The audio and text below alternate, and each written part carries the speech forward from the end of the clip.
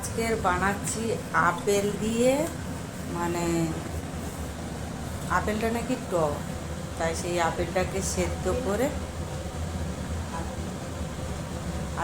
সেদ্ধ করে নিয়ে মানে ছাড়িয়েছি।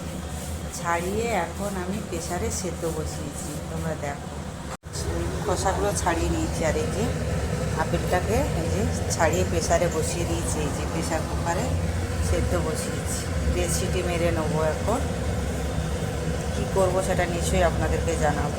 দই দিয়ে চিকেনটা বানাচ্ছি। চিকেনটাকে আগে ফার্স্টে ভেজে নিয়েছি, নুন হলুদ মাখিয়ে তেলের মধ্যে মাছ ভাজার মতন পুরো ভেজে নিয়েছি।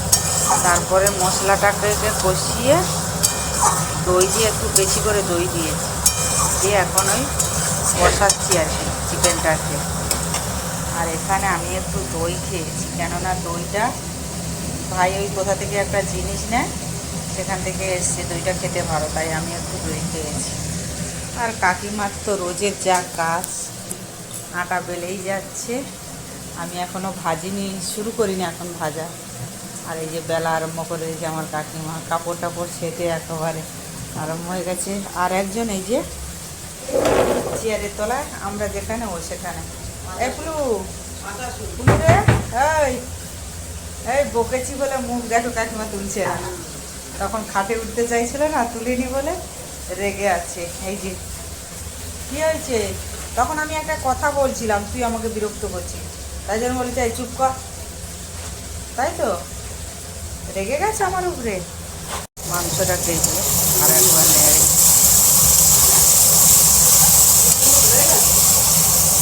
মাংসটা দেখুন কষা হয়ে গেছে কি সুন্দর। এখন অল্প একটু এখানে জল দিয়ে দেবো।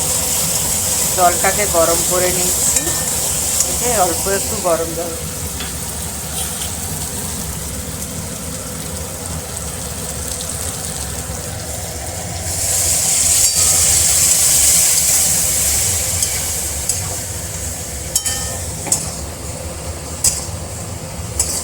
অল্প একটু ধোয়াইছে, যেও ভাজা মাংস, বেশি জল দিলাম না।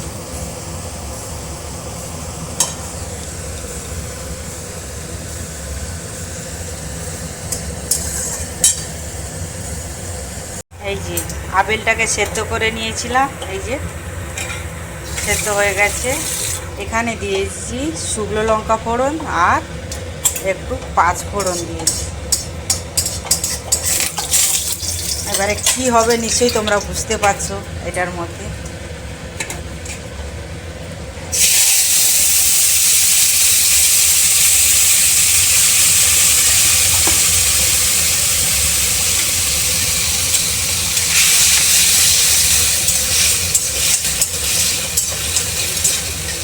আর এই যে আছে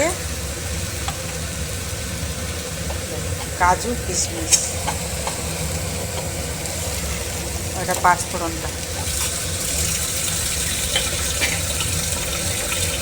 চাটনি বানাচ্ছি, আপেলটা প্রচণ্ড টক, তার জন্যে এখানে চাটনি বানাচ্ছি। কাকু বলেছে একটু চাটনি বানিয়ে দিতে, তাই এখানে চাটনি বানাচ্ছি, আপেলের চাটনি। কারা কারা আপেলের চাটনি খেতে ভালোবাসো অবশ্যই কমেন্টে জানাবে। কিন্তু এই যে আপেলের চাটনিতে এতটুকু চিনি দিয়েছি, কেননা টক আপেল যদিও ছিল, জলটা ফেলে দিতে টকটা মরে গেছে একদম, তাই এইটুকু মানে 1.5 চামচের মতো, ছোটো চামচে 1.5 চামচ চিনি দিয়েছি। দেখুন চাটনিটা আমার হয়ে গেছে। এখন আমি ঢেলে নেবো। এই যে জিনিসটা দেখুন হয়ে গেছে, কিছু রান্নাবান্না হয়েছে। তারপরে আমার যে দুঃখের কারণটা সেটা আপনাদেরকে এখন আমি বলতে পারছি না। আমার সমস্যার সমাধানটা হয়ে যাক, তখন আপনাদেরকে নিশ্চয়ই ভিডিওর মধ্যে আমি বলবো। কেননা এখন সমস্যাটা এখনও সলভ হয়নি, সলভ হতে এখনও আরও 2-3 দিন লাগবে। তা আপনাদেরকে তখনই বলবো যে খুকুদির জীবনে কত ঝড় উঠেছে, কী ব্যাপার। সত্যি আমার জীবনে বিশাল বড় ঝড় এসেছে। মানে আমাকে দেখে তোমরা নিশ্চয়ই বুঝতে পারছো যে আমার যে কষ্ট দুঃখটা, সেটা আপনাদের সাথে নিশ্চয়ই শেয়ার করব। এখন আপাতত বলছি না,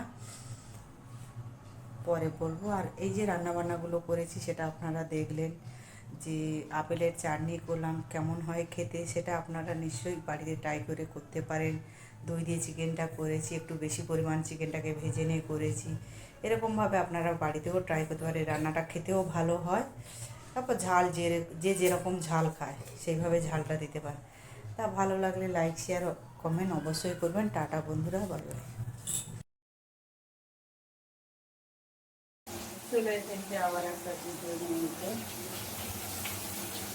এখানে আমি সকালে দাদা অফিস চলে গেছে, আমি এখন রান্না বান্না করছি। দাদা তো ডাল, ফুলকপি আলু ভাজা, ডিমের অমলেট আর দই দিয়ে দাদা খেয়ে চলে গেছে।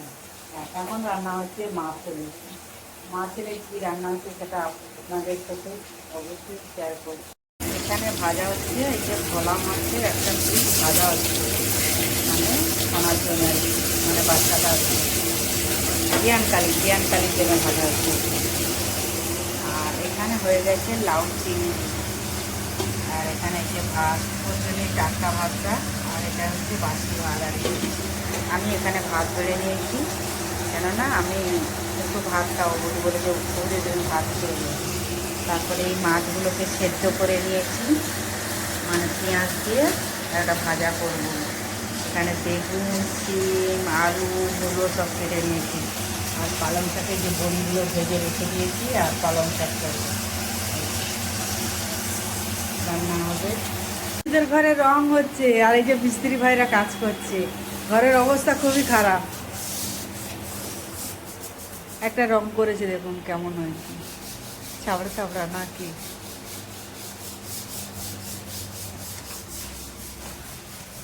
এগুলো রং হয়ে গেছে।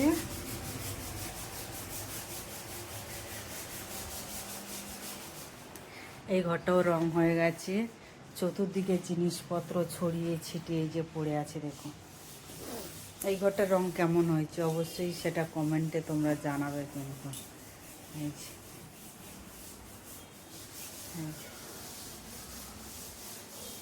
আর এখানে একটা সূর্যমুখী, ওখানে একটা ফুলের এগুলো স্ট্যান্ডগুলো খুব সুন্দর হয়েছে।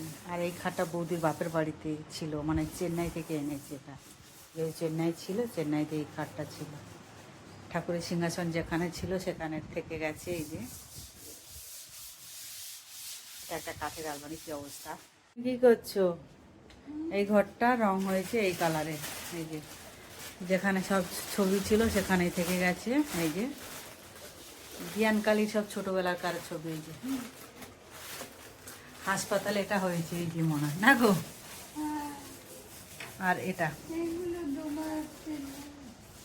মুখটা কিন্তু একই আছে, সেই ছোট থেকে মুখটাই একই আছে ও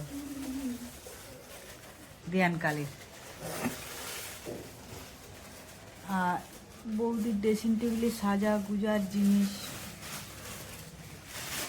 আর বৌদি মনে এখন খুঁজছে। পেয়েছো?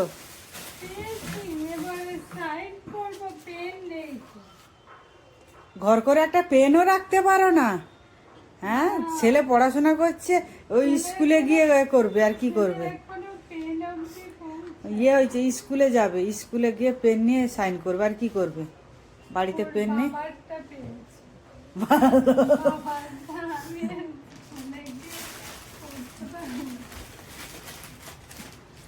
পুরো ঘরটা রং হয়ে গেছে।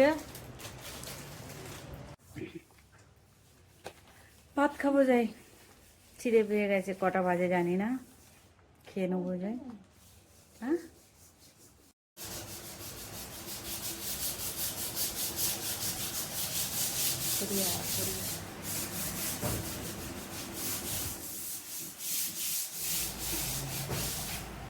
পালং শাকের তরকারিটা বসিয়ে দিয়েছি।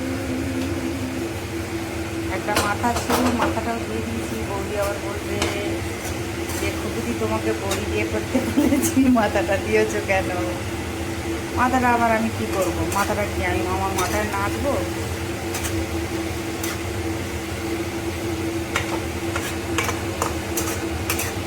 আমি আবার পালং শাক খাই না, আমার আবার পালং শাক পছন্দ হয় না। যাও, রান্না বান্না করে নিই, আমার তরকারিটা নিয়ে